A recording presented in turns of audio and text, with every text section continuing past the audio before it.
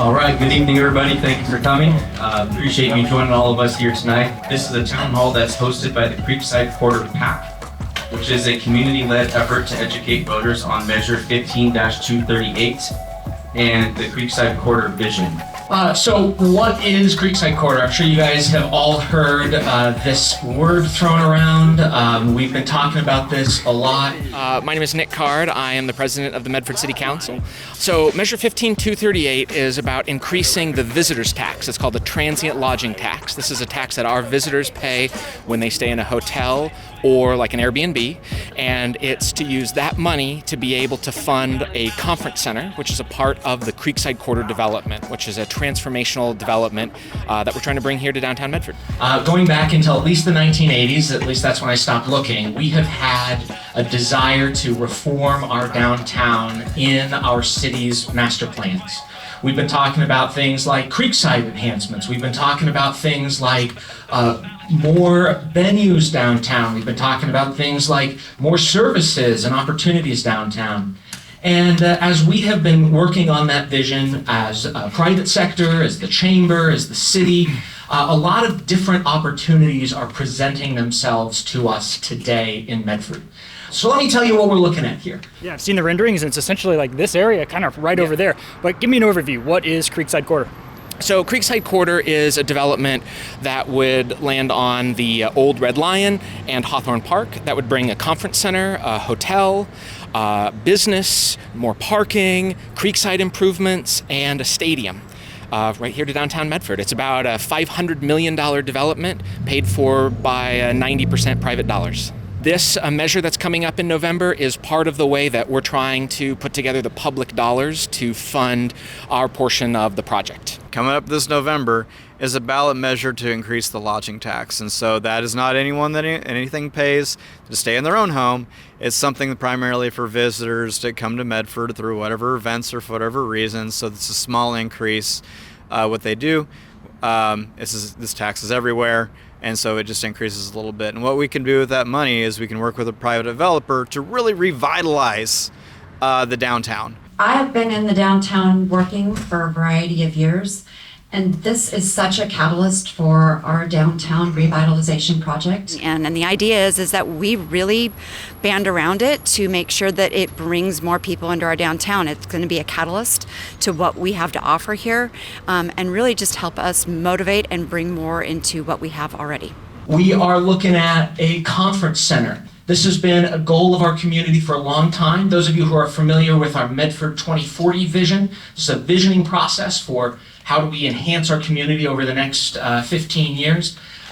Part of that vision was to see us build a conference center by 2028. Tourism is my background, and so for me, I know what conference centers do. I know what the people traveling need and what they want, and they want a great downtown. They want great restaurants that they can go to, and they want to be able to explore a town so they can come back. As the chamber, we've known for decades the amount of deficiencies that we have in our community for meeting in event space, especially because we are the 8th largest city in the state, and we are the regional hub here.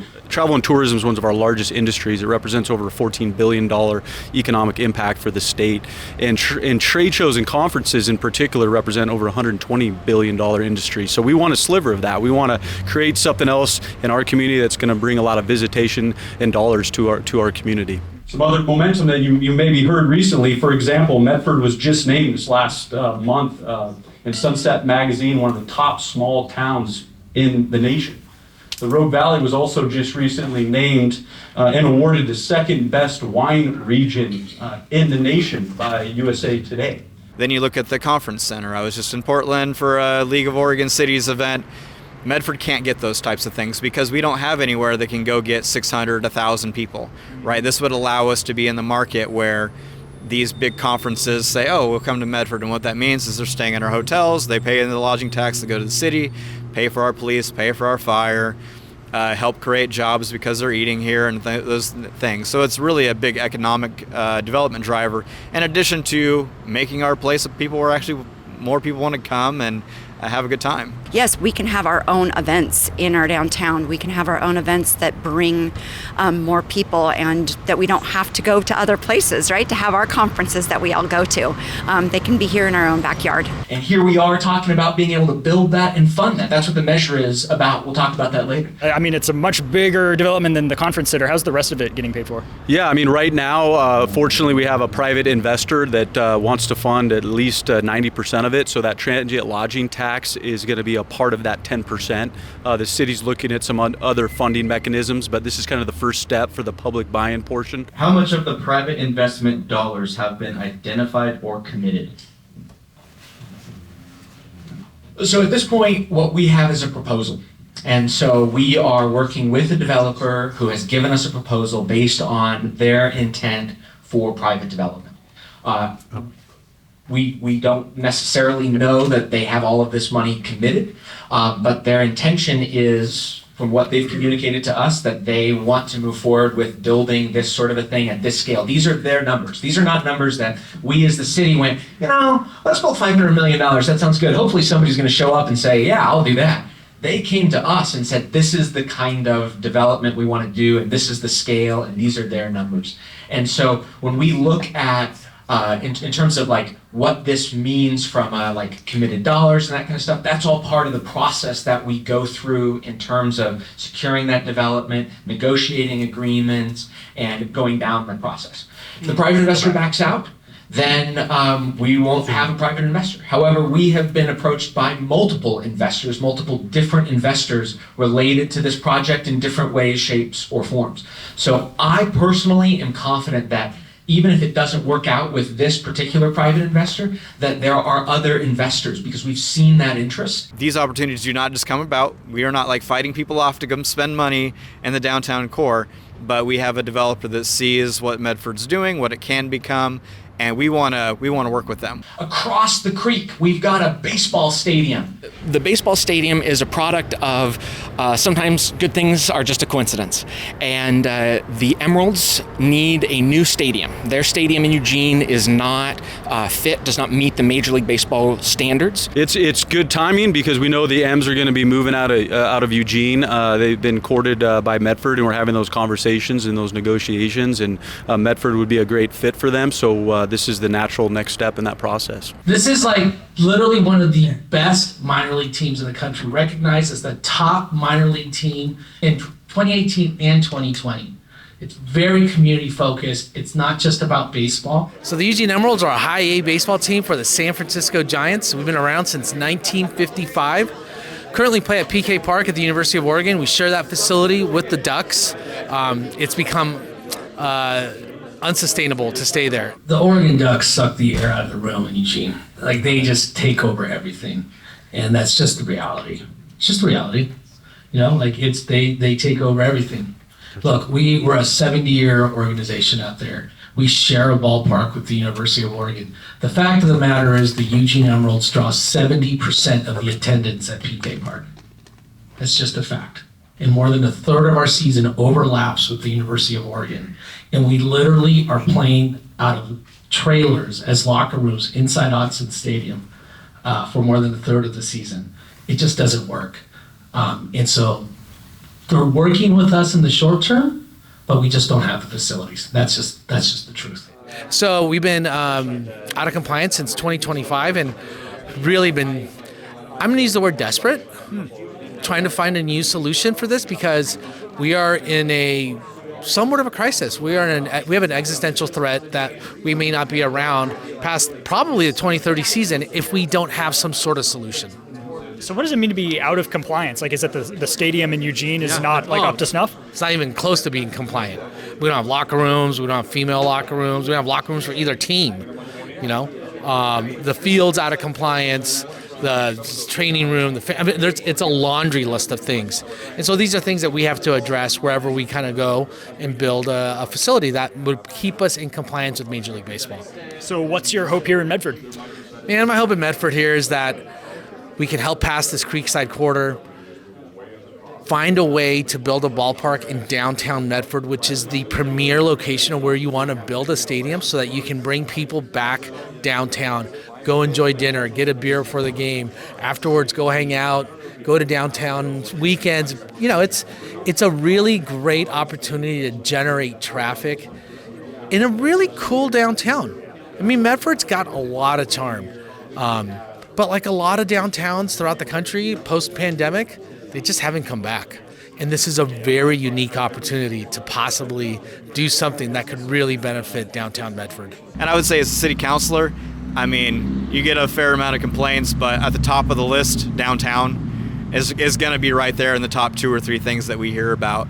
And this is a way to really address a lot of the concerns that people have with a big part of our community. Sports tourism is incredible for the size of the community we have. We just had the cornhole tournament at RogueX. We had a guy literally fly his plane from Dallas to Medford to compete, to be part of it. We will have it seems silly, but however people get here, they get here. We'll have the 2027 World Championships of cornhole. Like, people will literally come all over the world to Medford, Oregon to play cornhole, which sounds a little off, but it's a real thing where people are coming here and enjoying the amenities that we have had with sports tourism. Spectator sports is a $47 billion industry. And we have a great sliver of it here in the Rogue Valley, mainly because of Lithia and Driveway Fields and RogueX now. Lithia and Driveway Fields is a gem for our community. It's a 132-acre sports park. It was built in 2008. It was about $32 million at the time to build. That facility has brought in over $160 million of economic impact into our community since it was built. Just this last year alone, about $13 million of economic impact has been created because of those fields. Believe it or not, over 1,800 teams came and visited those fields this last year. 240,000 visitors have visited those fields in our community. Have you seen stadium projects like this be beneficial to cities? And how does that benefit kind of come to fruition, I guess? So yeah, I've seen it happen across the country, right? And it's happening with the Smokies, it's happening with Kannapolis, it happened in El Paso, it's going to happen in Everett, when the Aqua Sox move. And what happens is, like, these ballparks, they're people generators, right? Not only is it 66 home games, but it's also 200 events outside of baseball, right? It's concerts, it's nonprofit events, it's haunted stadiums for the month of October. It's Christmas light parades at the stadium, like a maze and whatnot, right? It's charitable galas that you're doing in the club room. So it's how do you activate the facility to really at the benefit of the community? Look, we know baseball games are going to happen. That's obviously our business. But what we need to do is really develop more events so that the stadium pays dividends for all the community. Not everybody's a baseball fan, but everybody's a fan of Medford that lives here. And this is going to increase the vibrancy, add to the fabric of community that is Medford. Look, I've been all over the country. I've seen minor league parks, all ones that work, ones that don't work, ones that fail, and ones that are just kicking butt. And the ones that we're looking at, the ones that are kicking butt, Kannapolis, North Carolina, they took their minor league park from the skirts of Kannapolis and moved it downtown. Once the cotton mills closed and all that textile industry moved out of North Carolina, they moved the ballpark downtown, and downtown is just thriving because of what's happened. And what they called it was like a people generator. They moved a ballpark downtown and they brought people back downtown. This ballpark's only going to work if it's built in a community, in a development like this.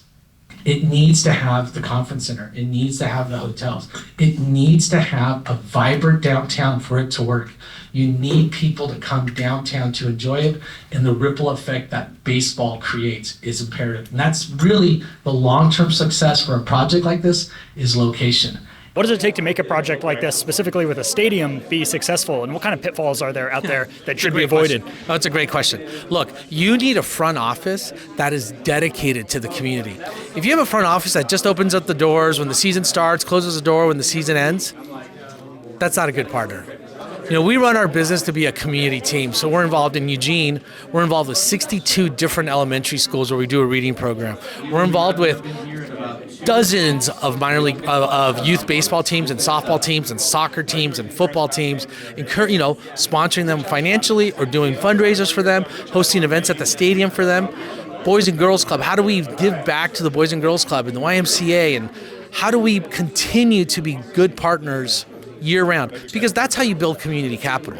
So they would become the Medford Emeralds? We don't know the name yet, but open for discussion. You guys, if this all happens first, and we can build the stadium, you guys come up with the name. I promise you. All these other things need to happen first before we even consider a baseball stadium. The conference center needs to happen. The hotel needs to happen. The redevelopment of downtown Medford needs to happen. And if those things happen, possibly there could be a stadium. So which is why we're supportive of this project. We think it's a really great project for downtown Medford. Over 300 jobs created. Again, this is just the conference center part of this, not the other part of the development, but over 300 jobs, 1.69 billion in direct net new spending, $67 million of new hotel and tax base that will be going to the city.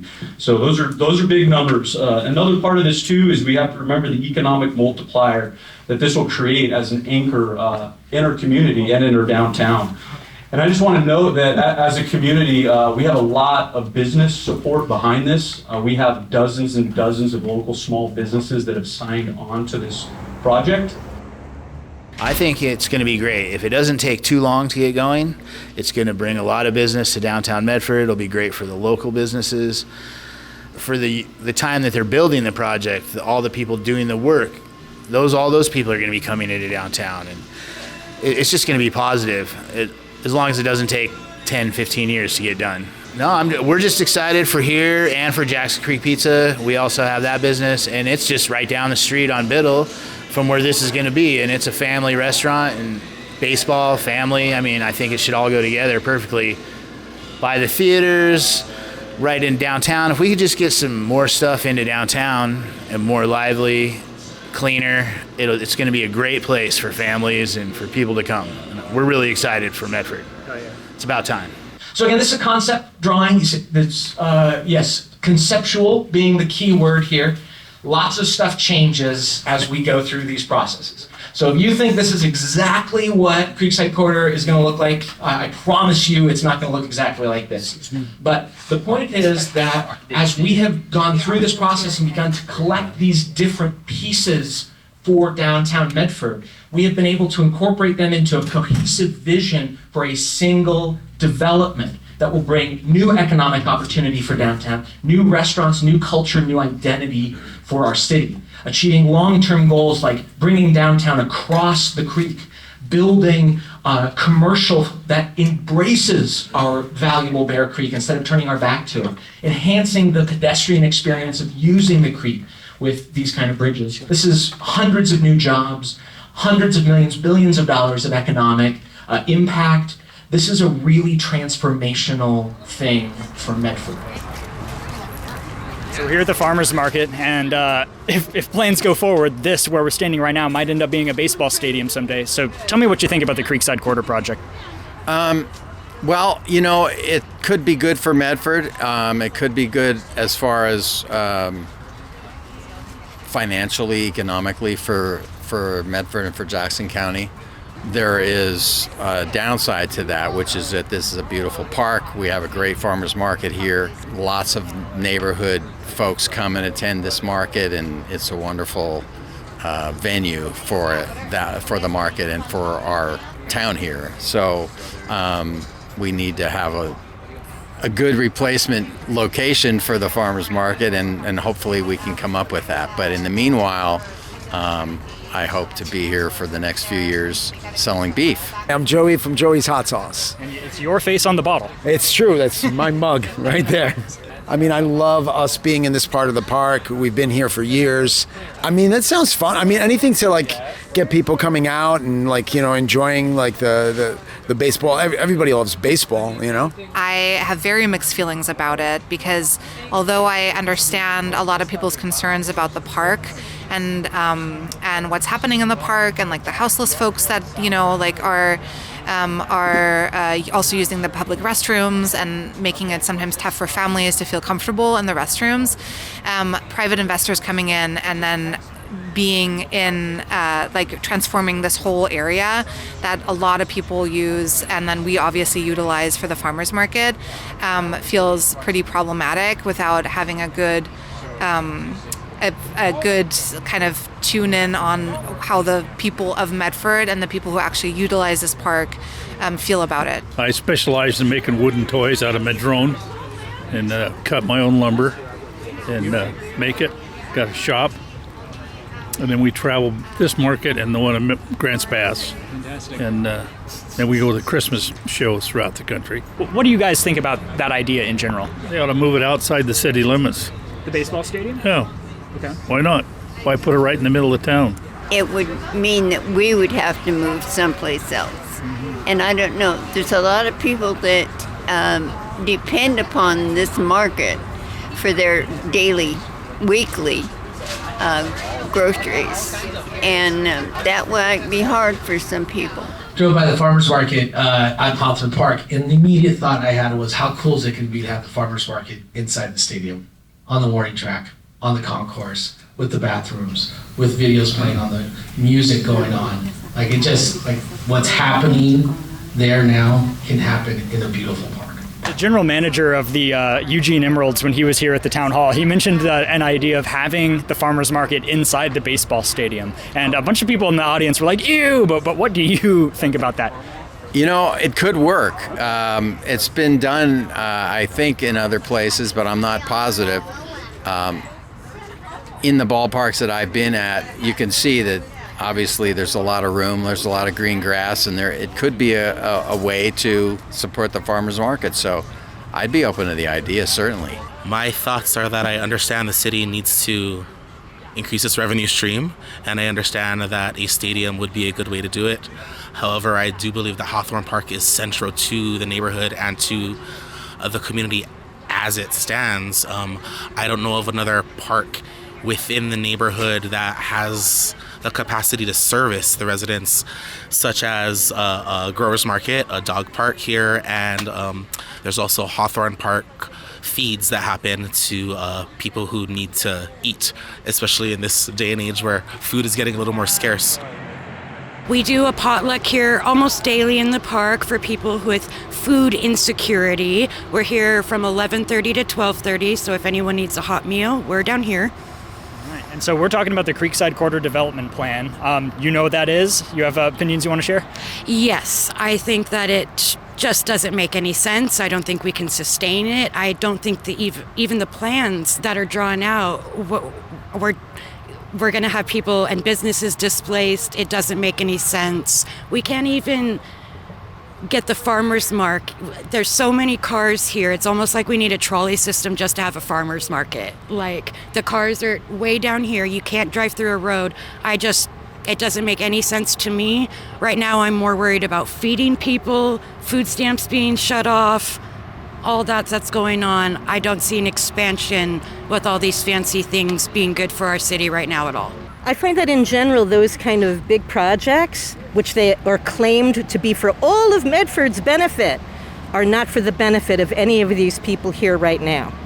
And not only is it not for their benefit, but we're bringing more people into their neighborhood where they have found a slight amount of safety, a slight amount of comfort, and I mean slight. And it brings more people who disdain and disparage them into our area where we're doing this. If that big community that's meant for all of Medford will actually have some way to house us to serve these meals to whoever's hungry, I would be very supportive. I call us children of the sun, people who live outside. I think I'm a van lifer. I have a van right now too. What do you think about that idea? I think that idea is absolutely phenomenal because what it's encouraging is to interact with each other socially.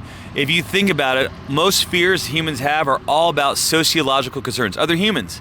Not necessarily so much natural disasters, other things happen, but we're scared of each other and we're taught that. and we're a social species, and I believe constructing community is the best way to help elevate and relieve people of mental disorder, traumatic experiences, and addiction, because the opposite of addiction truly is connection. Connection to self and your community. This is why the 12-step program has been so successful, is to build connection between yourself and others. So I think this is a fantastic opportunity for Medford to rebuild community and to own it, and to educate. I'm homeless for about a year and a half now. I think that's a great idea. I'm a baseball player, so right there, I know how it is. It just builds being a team player and knowing how to be a team player. And so you can't go wrong. So what do you know about the Creekside Corridor development plan right now? I've heard about it. I haven't really read up on it, but I've heard about it. It's something that the community really needs, because we don't have anything like this for the kids or even for the adults around here. All we have is the AAA, so bringing in something like that would be awesome. So I'll tell you this, the organizers of the feed here, they were not in support of the project. They think that it's going to displace the unhoused community that's frequently located here in the park. They're worried that it's not a good priority for the city right now, given that there are other things, namely housing, that perhaps should be built instead. What do you think about that kind of rationale? Well, I kind of agree, but then on the other side of it, you got to look at the people. If they're going to do that, then they need to build something for the people, too. You can't kick them out of the area that we're used to and not give us something to replace it with. Do you think that the city would replace build something for the unhoused community? They need to. They really need to, because there's a lot of homeless people here that are being affected and nothing is being done. I was homeless for 3 years and access wouldn't even help me. So the reason the people are here is because there is nowhere to go. This is the only place the homeless have, is here, without being kicked out or being arrested. Everywhere we go, we're arrested because we're trespassing. So if we really need something for the homeless as much as we need for families and stuff around here too.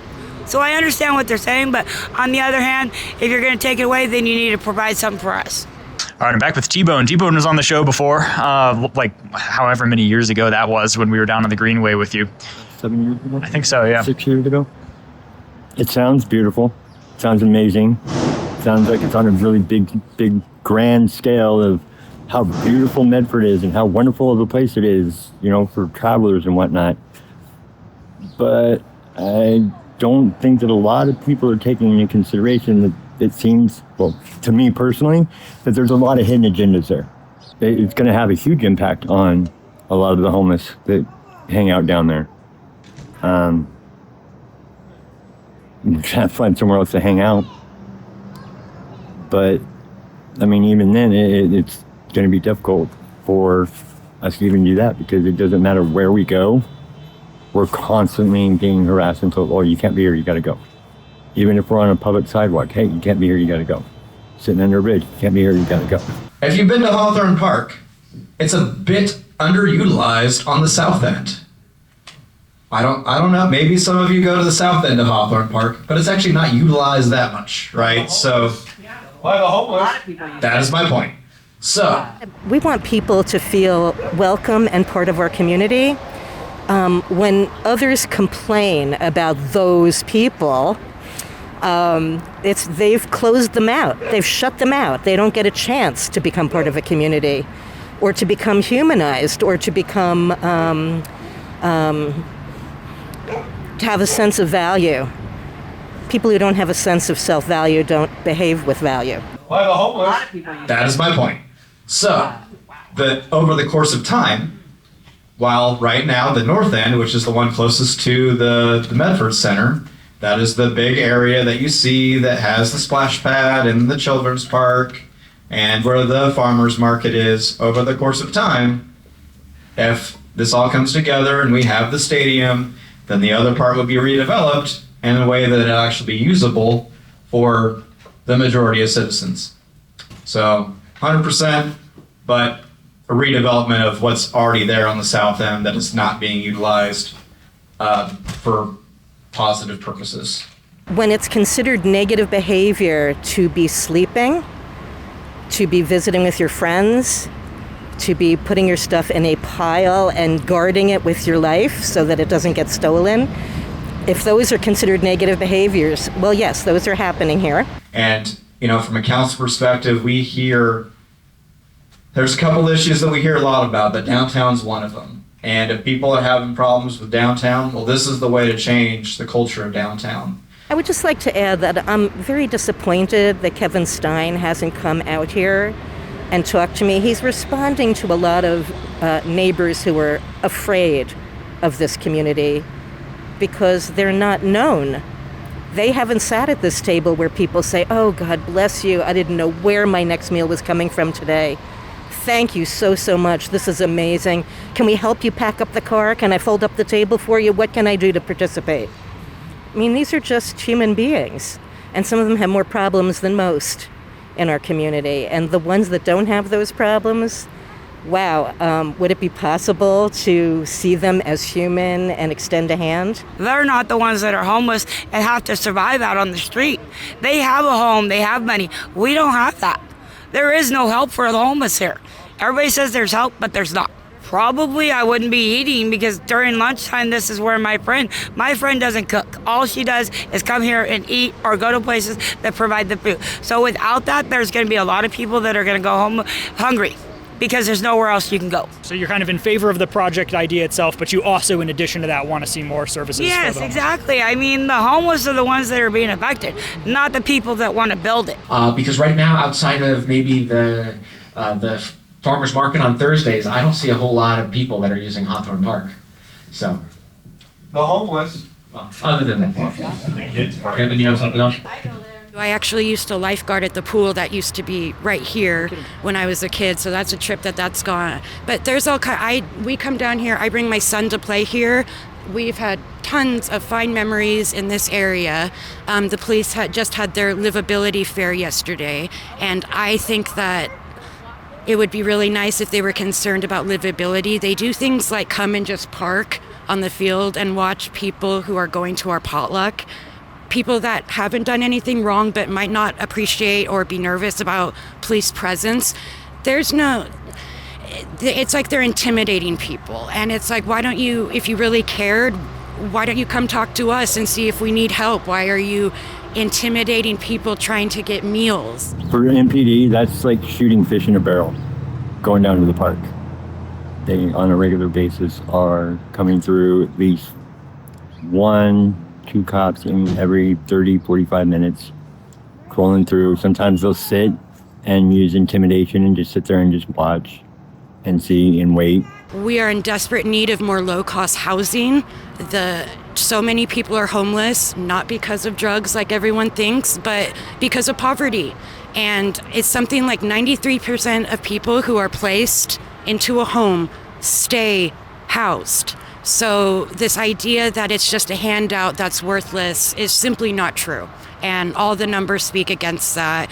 We need more low-cost housing, shelters, and help for single moms. Well, I mean, the housing situation is still an issue. Homelessness is still an issue. Medical care, things of those nature. I mean, there's so many other things that could be used for. Yeah, right. It's way more important. Well, I think it's going to help probably the housing situation because they're going to have to house them somewhere. So maybe it'll put a little hot foot underneath their shoe. Okay, yeah. You think it might kind of, the project might indirectly support some kind of a housing initiative? Well, yeah, it should. Housing, that's a constant topic here in Medford and kind of the Rogue Valley, I mean, Oregon, West Coast in general, honestly. Is there a housing plan for this? Is there going to be any affordable housing in there? What can you say about the housing piece potentially? Yeah, I don't know of any housing in this area. I mean, because you're really looking at Hawthorne Park and you're looking at the, Riverside and then into the downtown. So I don't know of any housing plans there. Obviously, from a council perspective, we're always looking at things we can do to make it easier for people to build. We were just talking last night about an area off of Central, that could potentially have building capacity there. But as far as this project, not a housing project. So one of the proposals we've received does include a housing component. We recently were able to get a measure passed in the state legislature which changes the rules around condo development to try to bring more condos to Medford. We hope that Creekside Quarter will be the part of the way as a city we realize some of those condos coming to Medford as part of that development. I think there are many existing infrastructure issues that could be addressed within the city. Really, before we tackle anything large, I think there are large stadiums and large fields around that could be renovated. There could be easier access to them. There could be more publicity for them. And I think that would be a way to allocate some of the funds to that while allocating some of the funds to other dire needs as well. This is not being prioritized over those other things. We can walk and chew gum at the same time. And this is something that as a city and as a county, we're looking at all of those. Right now, one of the major infrastructure improvements that we're looking at is along South Stage, and we are actively working with our federal delegation to source funds to try to enhance an overcrossing or an interchange there. This is important transportation infrastructure. We're currently working on our stormwater and sewage treatment plant in Medford. And I know the county is actively investigating the jail. It is a really fun sight when you see literally a parent and their kid playing catch outside of the baseball stadium, as they're waiting for the game to play. Like I saw that happen at a Rogues game when I went a month or two ago. Like that is just a sight, right? You want to see, you will keep those types of imageries. You will have the people that want to go play catch with their friends or whatever, right outside the stadium. So we're going to keep that. That doesn't happen quite so much now at Hawthorne, but that's something we're going to have, right? I'd like to see the park maybe be restored in a different type of way. As someone who participates in the farmers market as a vendor, we use alternative locations in the winter and go indoors. I think there had at some point been some talk about building kind of a pavilion here in Hawthorne Park that can also be used not just for the farmers market in winter, but then also for other events.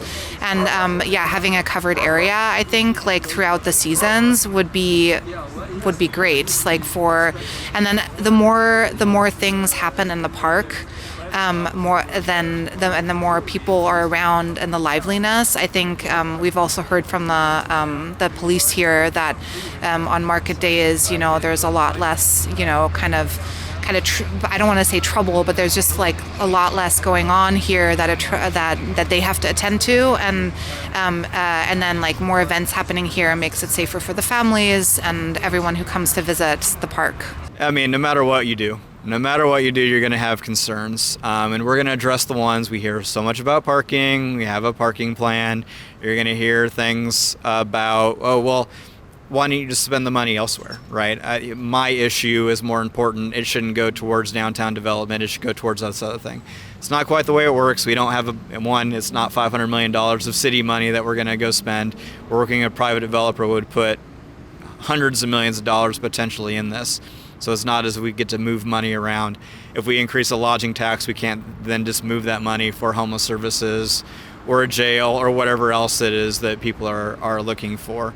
So this is a very specific project, the Creekside Quarter, that, just looking in totality, it'd be something that we've never seen before in terms of that type of grandiose, here's some things that we don't have now, changing the culture of an area that has a negative reputation now.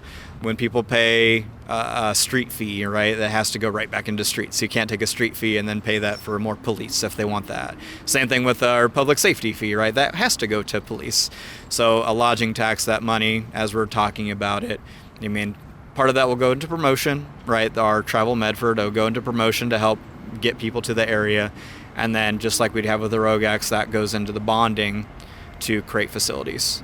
So it's not as if we can tell people we're going to vote, hey, vote for this, and we're going to try to get this to happen. It's actually, we're going to take the money and move it over here. Even if we had some kind of council that wanted to do that, you can't do it. I was part of the RogueX. Eli was part of the RogueX campaign. We didn't quite know exactly how that would work out, right? When you look at 8 basketball courts worth of space, that means one thing. When it's a car show, when it's Comic-Con, when it's Medford Pride, when it is chamber events, right? You don't quite know what you have until you have it. And then other people look at it and be like, oh, great, I want my event to go there, right? I want to have my tournament there. I want to travel to Medford to have my tournament there because it's an amenity, because it's a place I haven't been before. Speaking of RogueX, I know you were in the council through that project and you were pretty involved. What lessons do you think you learned on that project that might be applied to this, ostensibly much larger one? I mean, I think the big thing is the fact when you look at the RogueX, one of the big funding mechanisms was a lodging tax, right? And so what we're doing is we're looking at the RogueX and very similar structure. But if you also look at Lithium Driveway Fields, the city has done an excellent job in terms of those types of facilities and making them facilities that people want to come to, people around here want to attend. And so this is really adding on to those amenities, right? So if we have a stadium, if we have a conference center, if we have downtown development, we're really having more buy-in from the city to get these things done and accomplished and be in addition to why people want to be here and why people want to just really increase the livability of everyone. RogueX has been a success. It's still relatively new. It's only been about a year and a half at this point, but year one, it brought in over $6.7 million of economic activity. So the Chamber Board has it on our priority list for more venues to create more money for our community. And we want to create other reasons for people to come into our community. What are you going to do with this park? Do away with it? All the money and effort they've put into it. I'm just going to do away with it. You're going to replace it, make a new one. Hawthorne Park will stay Hawthorne Park. It is not being chopped off or turned into something else. 100% of Hawthorne Park stays Hawthorne Park. If a stadium is built, then it's, one of the things is we don't have exact numbers for everything, but it's roughly half, right? So Hawthorne Park is about 20 acres. So roughly half, 10 acres, is baseball stadium plus associated amenities, right, around it. So the bullpen and things of that nature. Do you have alternative ideas of what the city could do with that money, that lump of funding that they want to use? Alternative development projects, or do you think they should just kind of drop the matter? Drop it. Drop it. Any new tax or income coming from the people to go to a city, no.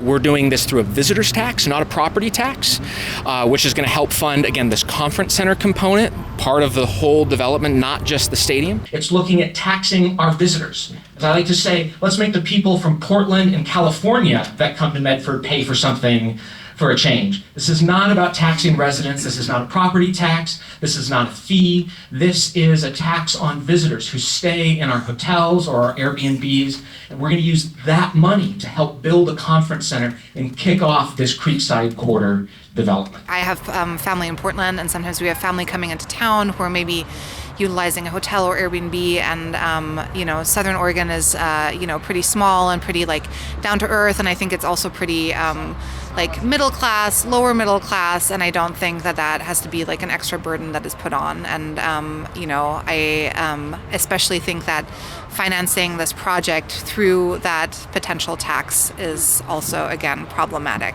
I talked about a visitor's tax, a hotel tax. The technical name is a Transient Lodging Tax, or a TLT. This is the tax that when you go stay in a hotel or short-term lodging, motel, Airbnb, all that kind of stuff, you pay that as a percentage of your stay. This is something that is used all over the country. In Oregon, something like 79% of Oregon cities have a TLT. Our TLT is currently 11%. The most recent, greatest example is going to be the RogueX, right? 2% increase we took to the voters in 2020.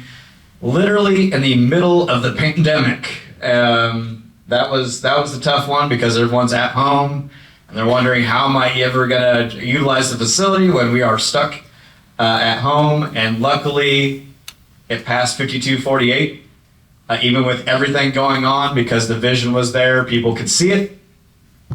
Even though we didn't quite know how we're going to get there, they could see it, and we got there, and now we have this tremendous facility.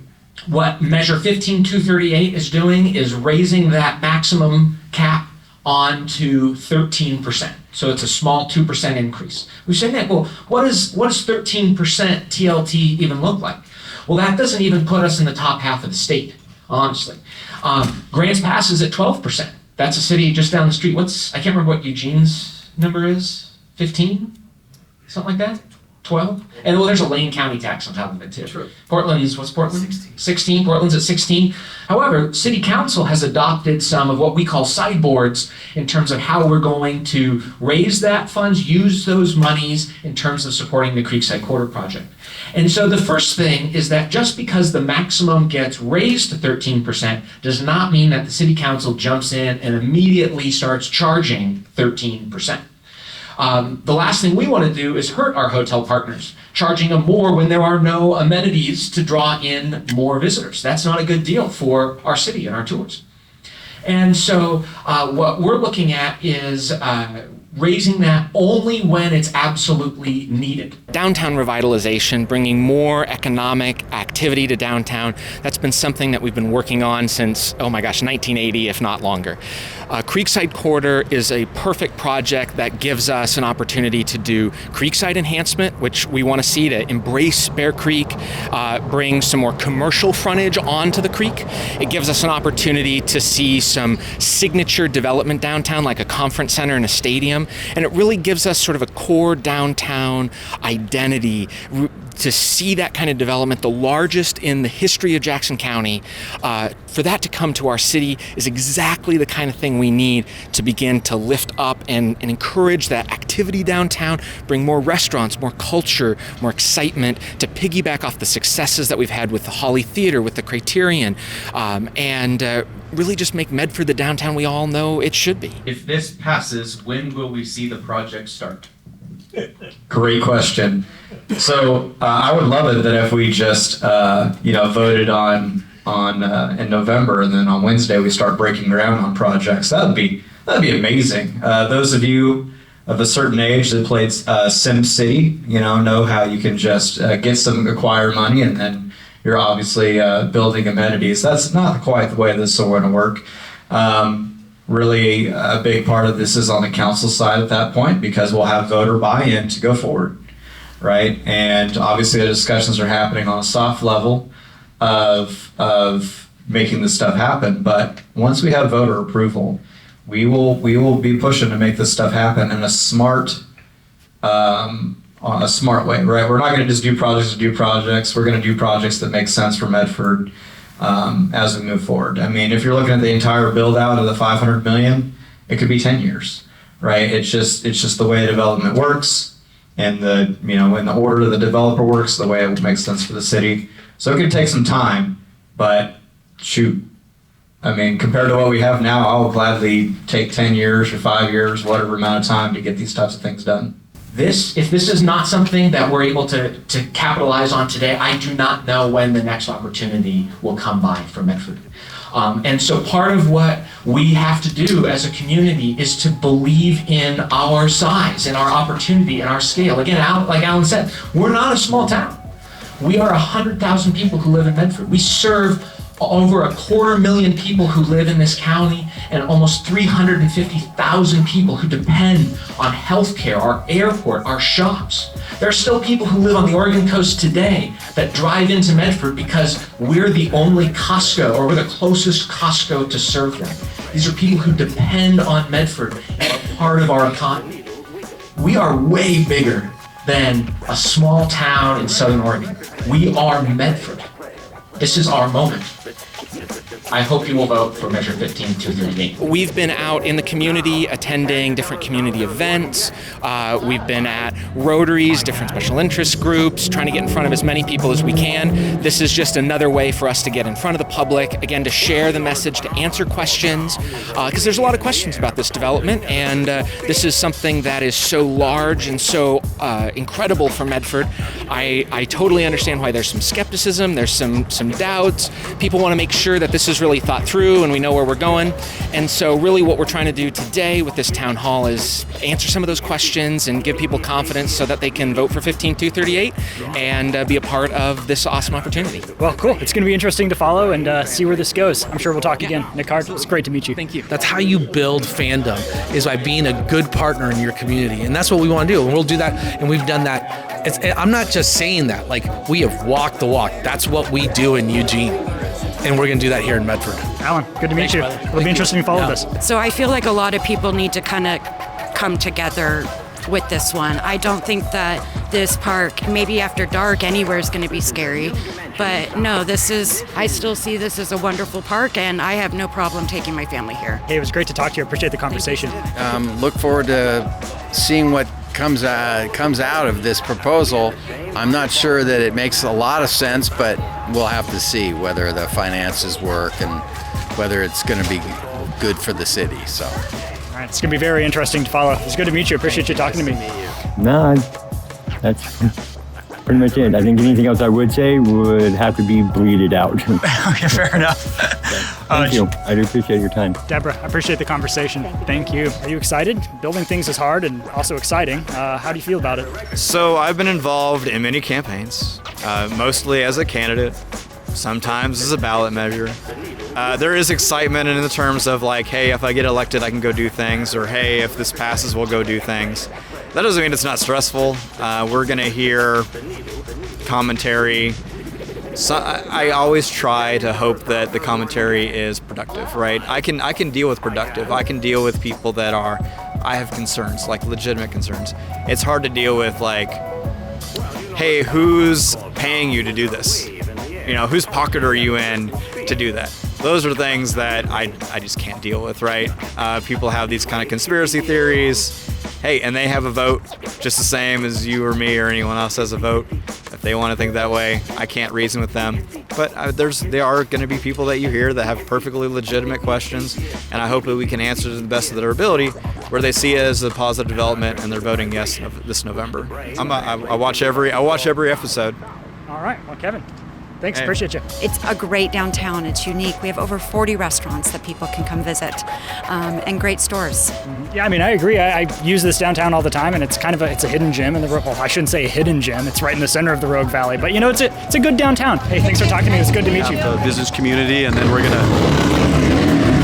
Woo! Hang on. We do. Yeah. All right, is Eli? We do, yep. Yeah, You got really it, good to yeah. meet you. Okay, fantastic. Krishna. Keegan. Good to meet you. Pleasure. What's your name, brother? Trip. It's been a trip. Yes. Thank you, guys. It's nice to meet you. Yeah, it was nice to meet you. It was Blaze? Blaze. Blaze, good to meet you. Kathy, it was good to meet you Thank too. you for getting my opinion. I really appreciate it. Brant, good to meet you. Thanks for talking to me. Appreciate it. Jen, good to meet you. Thanks for talking to me. Appreciate it. Thank you very much. Fantastic. Joey, good to meet you in the meet you. flesh. I've Yes. tried your hot sauce before, so it's cool to meet you. Bob and Randa, really good to meet you both. I appreciate the time.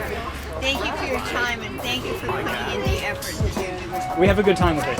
It's a fun job, so I appreciate that. If it wasn't for the locals and the regulars, we wouldn't even be here. But all these people who are going to come to town and be able to come check out our businesses, that's where the extra, and that's what we've always been waiting for. So let's go, Medford. That wraps up the Q&A portion of this. I want to say thank you to everybody in this room and the panelists as well.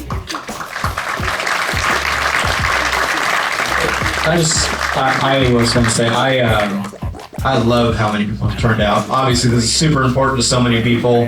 Hopefully, we answered all of your questions and you're all ready to vote yes. If not, I'll be out in the lobby or outside or whatever, and you can hit me up with whatever you got. But thank you so much for coming, and please vote yes this November. You guys can visit creeksidequarter.com for more information, and if you want a yard sign, there's one here, or you can pick one up in the middle.